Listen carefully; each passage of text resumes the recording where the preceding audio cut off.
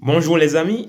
Alors, l'entreprise dans laquelle vous êtes traverse des difficultés économiques et votre employeur propose voilà, à quelques salariés, et notamment à vous, une rupture conventionnelle. Est-ce que vous devez l'accepter? Voilà une question qui revient très souvent et sur laquelle nous allons apporter des éléments de réponse, les amis. Mais avant, je vous invite à commenter, à partager et surtout à vous abonner massivement à notre page pour que nous puissions avoir une communauté forte pour continuer à impacter davantage le plus grand nombre de personnes, les amis. Alors, l'employeur qui a des difficultés économiques vous propose, dans le cadre de ces difficultés économiques, une rupture conventionnelle de votre contrat de travail. Est-ce que vous devez l'accepter? Alors, la réponse à cette question est bien évidemment non. Il s'agit en réalité d'un piège. Ce que votre employeur tente de faire, c'est de contourner en fait les règles de licenciement économique parce qu'il sait très bien que dans le cadre d'un licenciement économique, vous avez plus d'avantages. Je vous explique. Normalement, les amis, dans le cadre d'un licenciement économique, l'employeur doit vous verser les indemnités de licenciement, il doit vous proposer ce qu'on appelle le CSP, le contrat de sécurisation professionnelle. En fait, c'est un dispositif qui est proposé à tous les salariés victimes d'un licenciement économique et qui leur permet d'être accompagnés voilà, par France Travail afin de bénéficier ou de trouver rapidement un emploi par la suite.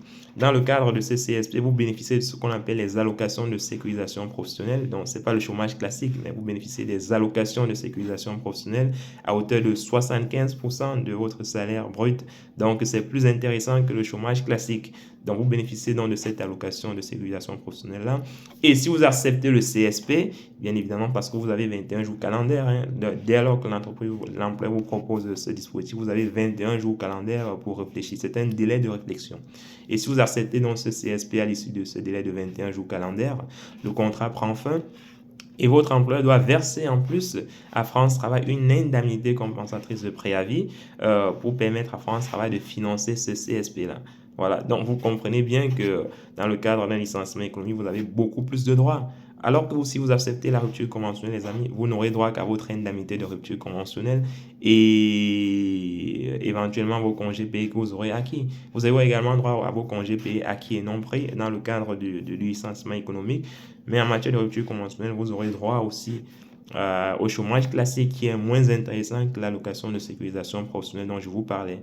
Voilà, donc vous voyez donc la différence, vous voyez donc le caractère parfois insidieux, parfois bizarre que les employeurs affichent un peu pernicieux lorsqu'ils vous proposent une rupture conventionnelle. Pourtant, ils savent très bien qu'ils peuvent vous licencier pour motif économique. Voilà. Donc, si vous êtes dans cette situation-là, refusez complètement cette rupture conventionnelle qui vous est proposée et l'employeur se débrouillera autrement pour mettre fin à votre contrat de travail. S'il souhaite vous licencier, il faudra qu'il trouve une cause réelle et sérieuse pour votre licenciement. Si vous licenciez pour faute grave, il doit pouvoir prouver que vous avez commis une faute grave. Et le fait de refuser une rupture conventionnelle n'est pas en soi une faute grave, les amis. Voilà. Donc, j'espère que c'est clair pour vous. Ne tombez plus dans ce piège. Et si cette vidéo vous a plu, n'hésitez pas à mettre en commentaire licenciement économique, les amis. On est ensemble et portez-vous bien.